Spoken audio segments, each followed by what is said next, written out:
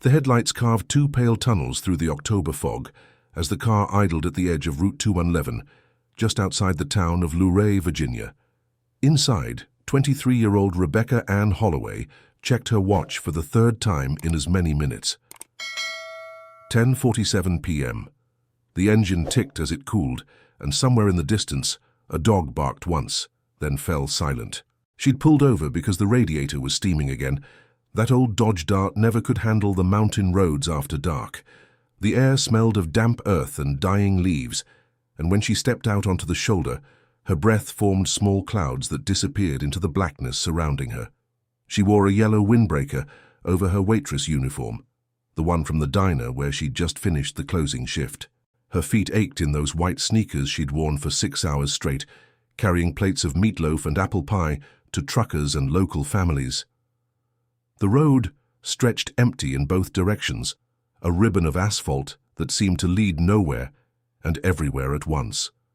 She'd grown up in these mountains, knew every curve and hollow, but something about this particular night felt different, wrong. The silence pressed against her ears like cotton. Her hand trembled slightly as she reached for the hood latch. She told herself it was just the cold, just the October chill seeping through her jacket, but deep in her stomach, that ancient animal instinct whispered warnings she couldn't quite articulate. Behind her, the fog was thickening, rolling down from the Blue Ridge Mountains like something alive and deliberate. When headlights finally appeared in her rearview mirror, she felt relief flood through her chest. Someone was coming. Someone could help. She never saw the face behind those lights. She never had the chance to scream. By midnight, the Dodge Dart sat abandoned on that lonely stretch of Route 211, the driver's door still open, keys dangling from the ignition, engine long since gone cold. Rebecca's purse lay on the passenger seat, her wallet inside, $23 still folded in the billfold. On the dashboard, a pack of Wrigley's spearmint gum sat next to a dog-eared copy of a romance novel she'd been reading on her breaks. Everything was there. Everything except Rebecca. If my story resonates with you, please hit the like button to bring a little light to this father's heart. Subscribe to the channel so you don't miss my upcoming life stories, and tell me in the comments where you're watching this video from and what time it is there right now. It makes me so happy to know what corner of the country or world you're listening from. Rebecca Ann Holloway was born on a spring morning in 1959, the youngest of 3 daughters in a family that had farmed the same plot of Shenandoah Valley land for 4 generations. Her father, Thomas Holloway, raised cattle and grew soybeans. Her mother, Margaret, taught 3rd grade at Luray Elementary School and sang in the church choir every Sunday morning. Rebecca had been the baby of the family, the one with Margaret's auburn hair and Thomas's quiet determination, and from the time she could walk, she'd been inseparable from her middle sister, Caroline. Growing up in Luray meant knowing everyone's name, meant leaving your doors unlocked and your windows open on summer nights to catch the breeze coming down from the mountains. It meant Friday night football games at the high school and Sunday dinners after church, where the whole extended family crowded around tables that groaned under the weight of fried chicken and green beans cooked with bacon. Rebecca had graduated from Luray High in 1977, voted most likely to brighten your day by her classmates. She'd wanted to be a nurse, had talked about going to nursing school in Charlottesville, but money was tight and the family farm wasn't producing like it used to. So she took the job at Morrison's Diner on Main Street, telling herself it was temporary, telling herself she'd save up enough to start school in a year or 2. She worked the late shift most nights because it paid an extra $1 an hour, and she was saving every penny she could. She had a boyfriend, a mechanic named David Chen, who worked at the Texaco station on the edge of town, and they'd been talking about getting married, about building a life together in the same valley where both their families had put down roots generations ago. On October 15, 1982, Rebecca Holloway kissed her mother goodbye at 6:30 in the evening and drove her Dodge Dart into town for what should have been just another Friday night shift. She never made it home. She never got the chance to become the nurse she dreamed of being, never walked down the aisle in the white dress her mother had already started saving for, never had the children she and David had named in whispered conversations on her parents' front porch swing. In the span of a few hours, Rebecca Holloway transformed from a living, breathing young woman with hopes and plans and a future stretching out before her into a mystery that would haunt an entire community for decades. The town of Luray sits in Page County, tucked into the Shenandoah Valley with the Blue Ridge Mountains rising on one side and the Massanutten Range on the other. In 1982, it was a place where people still knew their neighbors, where the biggest events of the year were the Page County Fair and the Christmas parade down Main Street. The famous Luray Caverns drew tourists from all over, but the town itself remained largely untouched by the rapid modernization happening in other parts of Virginia. It was a place where young women walked alone at night without fear, where parents let their children roam until the streetlights came on, where evil was something that happened in big cities, not in small mountain towns where everybody knew everybody else. That innocence died on October 15, 1982. The first person to realize something was wrong was David Chen. He'd planned to meet Rebecca at Morrison's Diner around 11 p.m. So when her shift ended, so they could drive up to Skyline Drive and watch the stars the way they did most Friday nights. When he pulled into the diner's parking lot at 10:55, her car wasn't there. He went inside anyway, thinking maybe she'd gotten a ride with one of the other waitresses, but Gladys Morrison, the owner's wife who managed the night shift, looked at him with confusion creasing her weathered face. Rebecca hadn't shown up for work that night. Gladys had assumed she was sick, had tried calling the Holloway farmhouse around 7 p.m., but no one answered. They'd been short-handed all evening, and Gladys had worked the floor herself, her arthritic knees complaining with every step. David felt something cold settle in his chest. Rebecca never missed work without calling.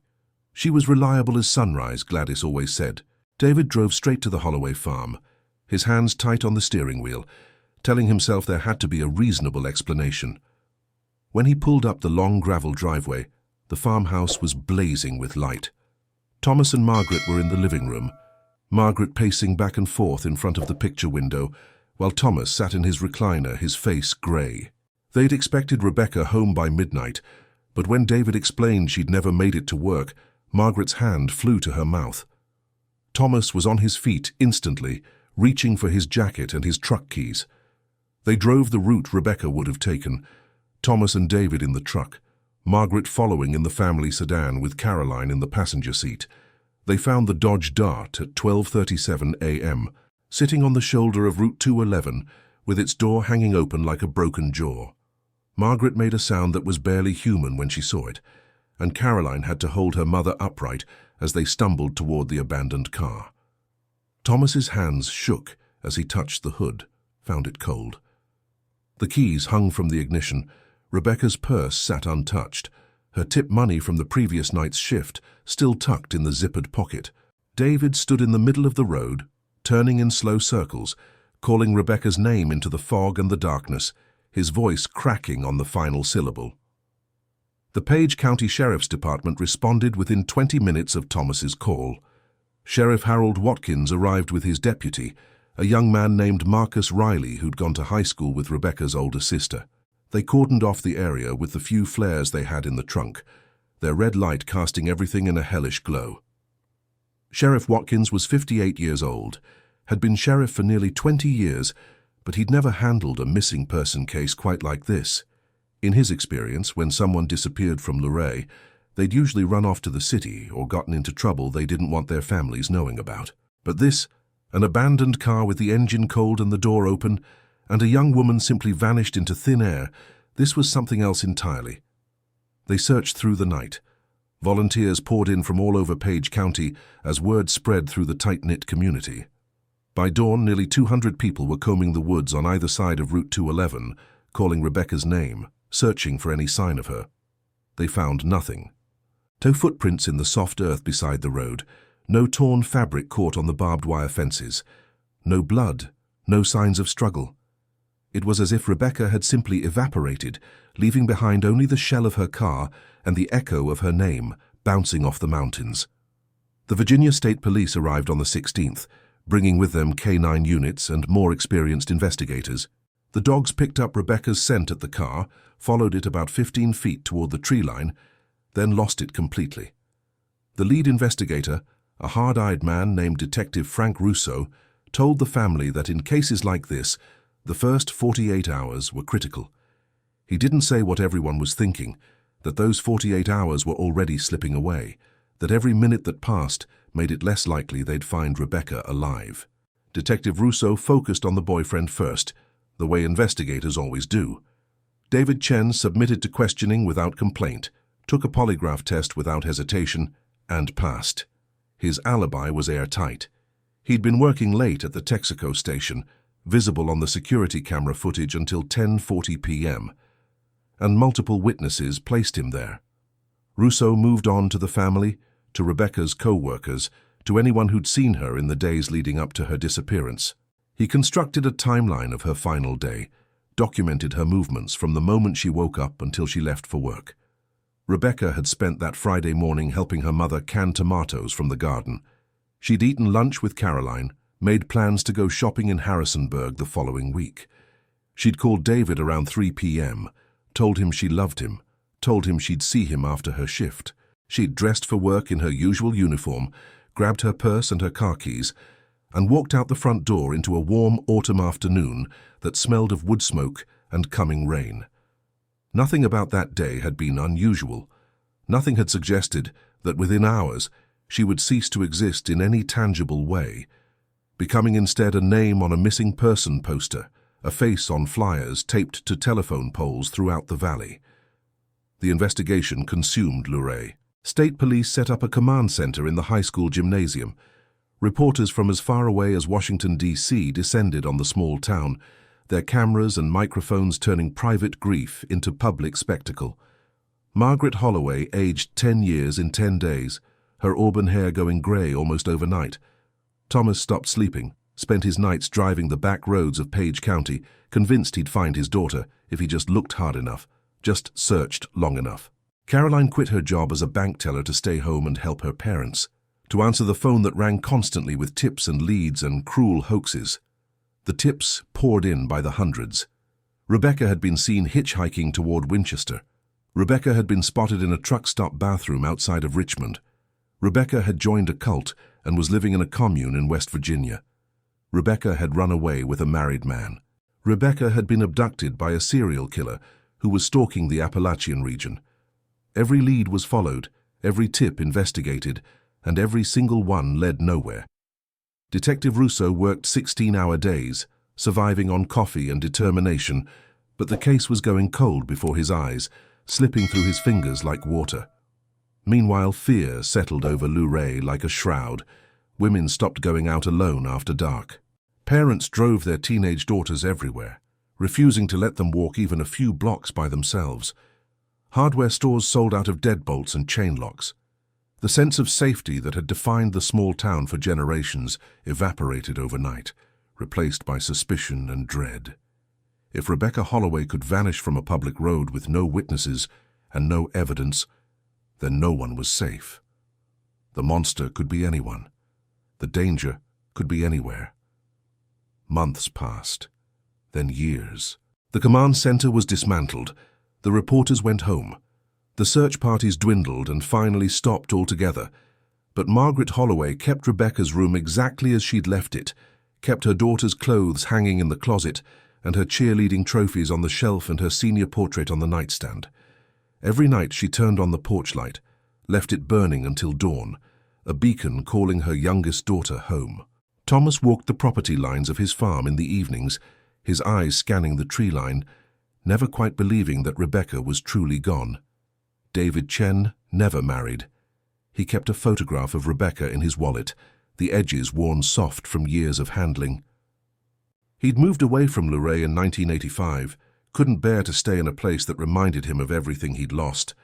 But he never stopped calling the sheriff's department on the anniversary of her disappearance, never stopped asking if there were any new leads, any new information, any hope at all. The case was officially classified as a cold case in 1987. The file boxes were moved to storage in the basement of the Page County Courthouse, gathering dust alongside decades of other forgotten cases. New sheriffs came and went. Detective Russo retired in 1993, haunted until his death by the young woman he'd failed to find.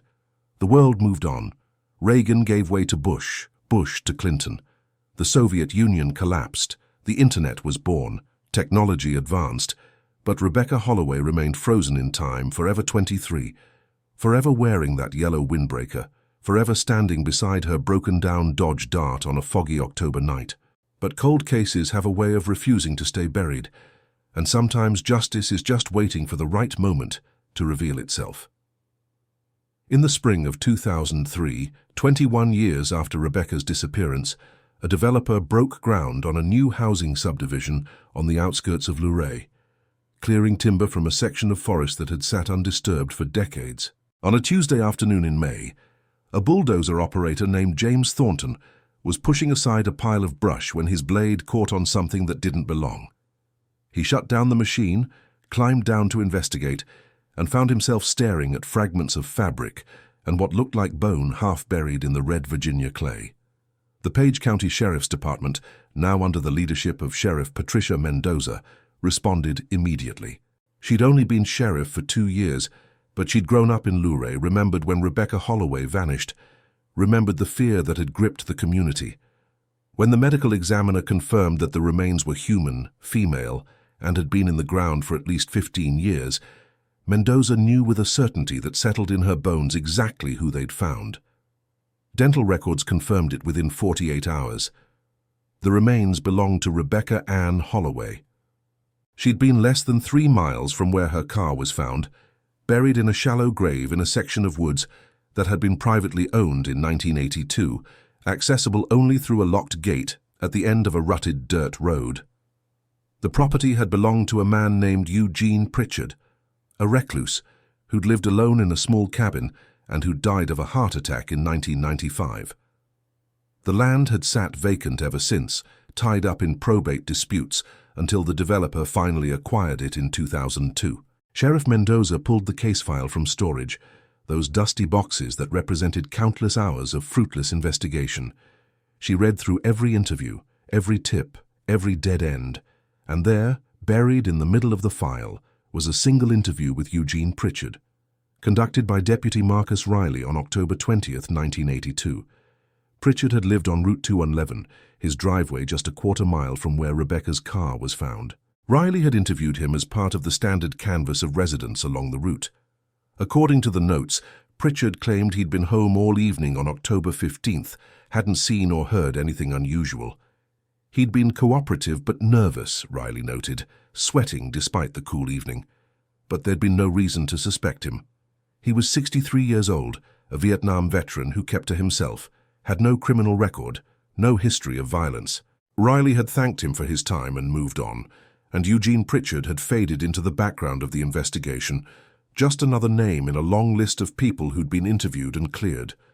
But now, Sheriff Mendoza was looking at his name with fresh eyes, with the knowledge that Rebecca's body had been found on his property.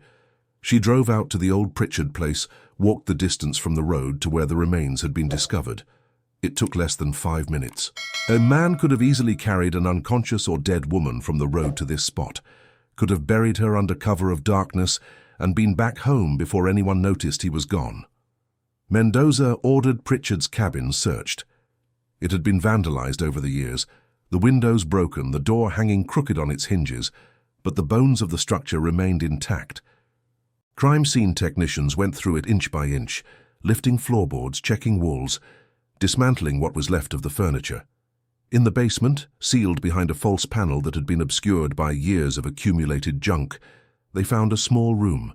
A room with chains bolted to the walls, a room with scratches in the wooden floor, deep gouges that could have been made by fingernails desperately clawing for escape. The forensic team processed the scene for 3 days straight. They found blood evidence decades old but still viable for DNA testing. They found hair samples. They found fragments of yellow fabric caught in the chain links, fabric that matched the windbreaker Rebecca had been wearing the night she disappeared. And in a metal footlocker shoved into the back corner, they found a collection that made even the most experienced investigators sick to their stomachs. Photographs, dozens of them, women, some alive, some dead. Some that matched missing person cases from across Virginia and Maryland dating back to the 1970s. Eugene Pritchard, the quiet veteran who kept to himself, who'd been interviewed and dismissed in 1982, had been a serial killer, and Rebecca Holloway had been one of his victims. The DNA evidence from the cabin was compared to DNA extracted from Rebecca's remains. It was a match, but there was something else too. When forensic anthropologists examined the bones more carefully, they found evidence of severe trauma. Rebecca had been beaten. Her skull showed signs of multiple fractures. Her ribs had been broken. The medical examiner's report concluded that Rebecca had survived in that basement room for at least several days before she died. The horror of what she'd endured in those final days was almost unbearable to contemplate. Sheriff Mendoza held a press conference in June 2003. She stood at a podium in front of the Page County Courthouse, cameras rolling, reporters pressing forward with their microphones, and she told the world what had happened to Rebecca Holloway. She explained about the discovered remains, about Eugene Pritchard, about the house of horrors that had existed just miles from downtown Luray for decades. She said the words no family wants to hear, but that the Holloways desperately needed. The words that brought a form of closure, even as they reopened old wounds. "We've found her. We've found Rebecca." Margaret Holloway was 71 years old when she finally learned what had happened to her youngest daughter. She'd spent 21 years wondering, hoping, praying. She'd never stopped turning on that porch light every night, never stopped leaving it burning until morning. When Sheriff Mendoza came to the farm to deliver the news in person, Margaret collapsed into Thomas's arms, her body racked with sobs that seemed to contain 2 decades of accumulated grief. But later, when she could speak again, she said something that stayed with Mendoza for years afterward. "At least we can bring her home now. At least we can lay her to rest."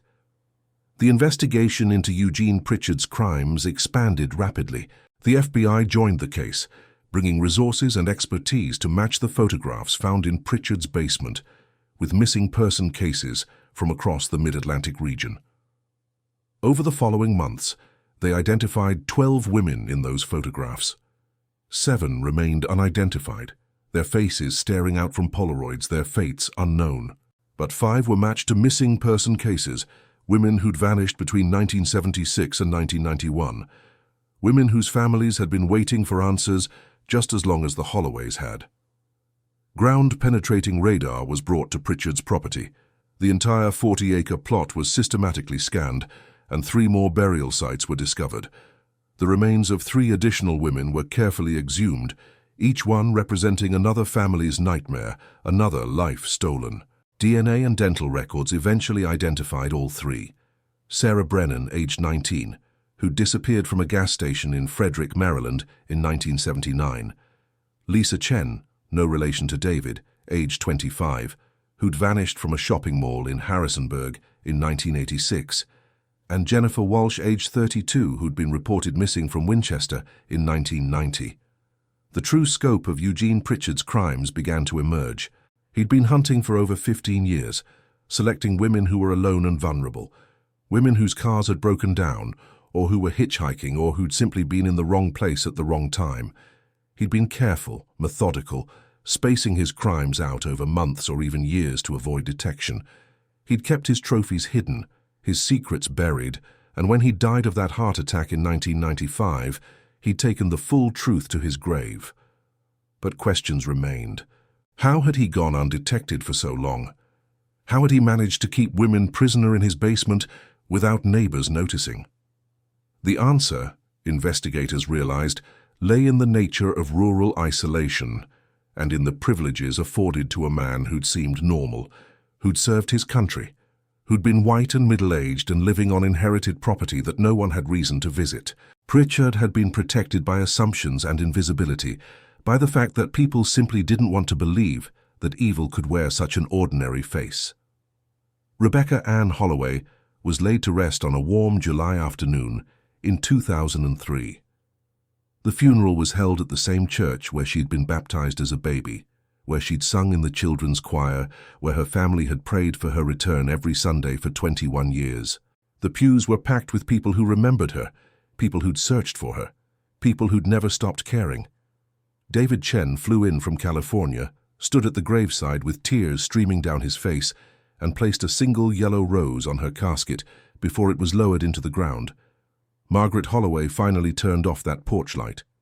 Thomas stood beside her, his arm around her shoulders, and they watched as darkness claimed their front porch for the first time in 2 decades. It felt like surrender and relief in equal measure, like exhaling a breath they'd been holding for so long their lungs ached. Rebecca was home, not in the way they'd prayed for, not alive and laughing and full of the future she'd been denied, but home nonetheless. The not knowing was over. The waiting was done. The case made national headlines. It became a cautionary tale, a study in how easily monsters can hide in plain sight, how vulnerable we all are to random violence, how easily a life can be snuffed out. It prompted changes in how missing person cases were investigated in rural areas, led to better communication between law enforcement agencies, sparked conversations about women's safety that were long overdue. But for the families involved, for the Holloways and the Brennans and the Chens and the Walshes, it wasn't a story or a case study. It was their lived reality, their permanent loss, their daily grief. Yet even with Rebecca found, even with Pritchard's crimes exposed, there was one final twist that no one saw coming. In late 2003, as investigators were preparing to close the Pritchard case and turn their attention to identifying the remaining women in the photographs, they received an anonymous phone call. The caller was male, elderly, and he said he had information about Eugene Pritchard that the police needed to hear. He wouldn't give his name, but he said he'd served with Pritchard in Vietnam, had known him in those years before he'd become a killer. The caller said that Pritchard hadn't acted alone. He said there'd been another man, someone Pritchard had partnered with, someone who'd helped him with at least some of the crimes. The caller said this man was still alive, still living in Virginia, still free. When pressed for details, for a name, the caller hung up and never called back. Investigators tried to trace the call, but it had come from a payphone at a rest stop along Interstate 81. Whoever he was, he'd disappeared back into anonymity. Sheriff Mendoza reopened certain aspects of the investigation, looking for any evidence that Pritchard had an accomplice. They reviewed the interviews from 1982 again, scrutinized every person who'd known Pritchard, every friend or acquaintance or relative. They found mentions of a man named Robert Dalton, a fellow veteran who'd lived in the area in the early 1980s. Several people mentioned seeing Dalton at Pritchard's cabin occasionally, said the two men had been friends. But Dalton had moved away from Luray in 1984, and tracking him down proved difficult. It took 6 months, but investigators finally located Robert Dalton in a nursing home outside of Roanoke. He was 79 years old, suffering from advanced Alzheimer's disease, barely able to remember his own name, let alone events from decades ago. They questioned him anyway, gently, carefully, with social workers and attorneys present. Dalton's responses were confused, fragmented. But when shown a photograph of Eugene Pritchard, something flickered in his clouded eyes. He said a name just once, so quietly the investigators almost missed it. Gene. Bad things. The women. I should have stopped it. It wasn't a confession. Wasn't enough for charges, even if Dalton had been competent to stand trial. But it was an admission of knowledge, an acknowledgement that he'd known what Pritchard was doing and had done nothing to stop it. Whether he'd actively participated or simply turned a blind eye remained unclear, would perhaps always remain unclear. Dalton died 3 months later, and whatever full truth he'd carried went with him. The revelation added another layer of tragedy to an already devastating case.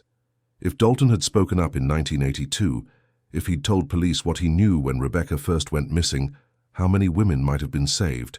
Lisa Chen and Jennifer Walsh had both disappeared after 1982, their deaths potentially preventable if someone had just had the courage to speak. But fear or loyalty or some misguided sense of camaraderie had kept Dalton silent, and women had died because of it. In the end, the Page County Sheriff's Department officially connected Eugene Pritchard to 7 murders, those of the women whose remains were found on his property. They suspected his involvement in at least 5 more cases, those of the women whose photographs were found, but whose bodies were never recovered.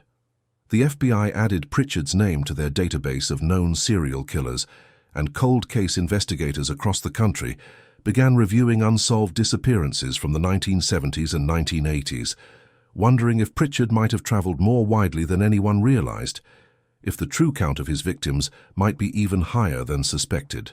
The story of Rebecca Holloway and Eugene Pritchard became a standard case study at the FBI's Behavioral Analysis Unit in Quantico.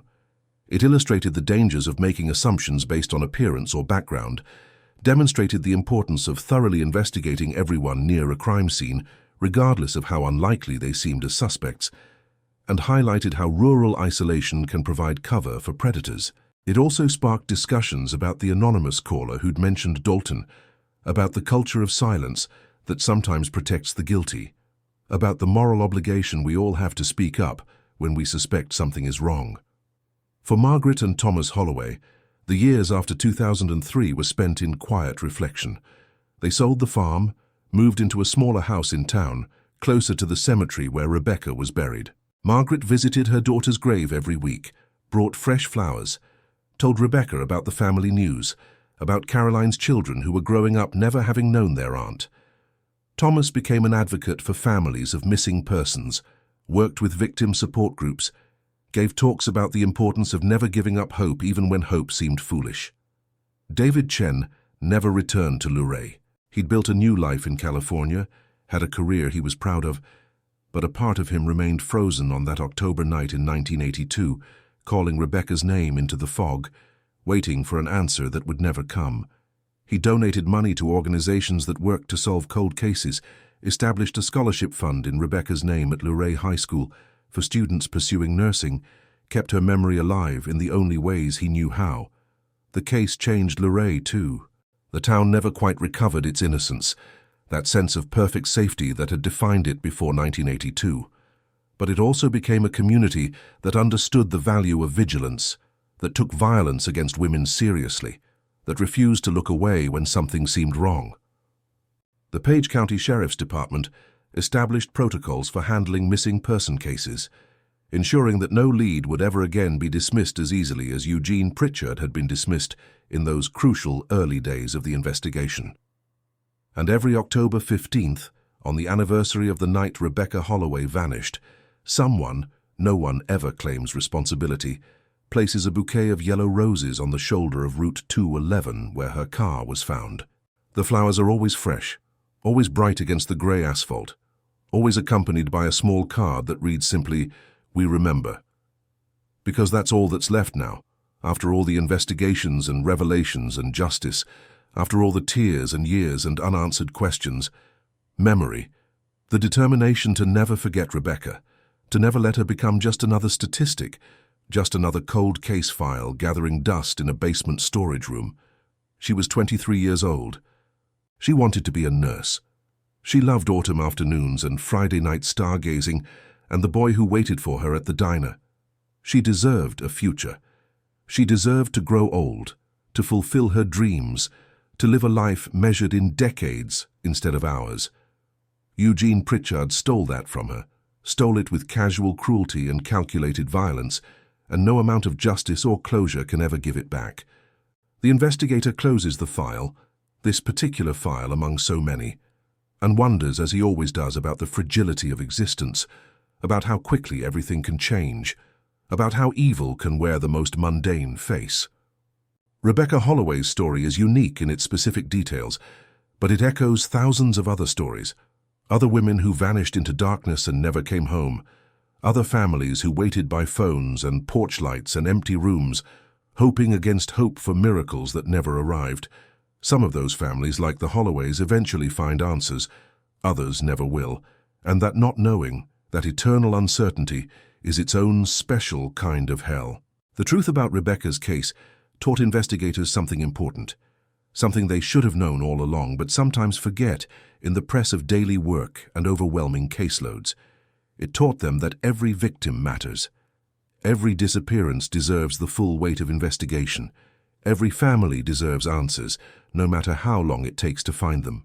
And every monster, no matter how well camouflaged by ordinariness or protected by assumptions or hidden by isolation, can be exposed if investigators are willing to look hard enough, to question everything, to never accept easy answers when the truth is crying out to be heard. Rebecca Ann Holloway rests now in the Luray Cemetery, her headstone simple granite with her dates and a single line, "Forever loved, never forgotten." The porch light at her childhood home stays off. The yellow roses appear every October, and somewhere in the files of the FBI and the Page County Sheriff's Department, her case remains a reminder that justice, though it may be delayed, though it may come too late to save the victim, though it may be incomplete and imperfect, is still worth pursuing always, without exception. Because the alternative, forgetting, moving on, accepting that some evils are too well hidden to expose, is unacceptable in any society that claims to value human life. The investigator returns the file to its box, adds it back to the shelf with all the others. Tomorrow there will be new cases, new victims, new families waiting for answers. The work never ends. The darkness never fully retreats. But as long as people remember, as long as investigators refuse to give up, as long as someone places those yellow roses by the roadside every October, then evil hasn't won completely. The light, however small, however fragile, continues to burn.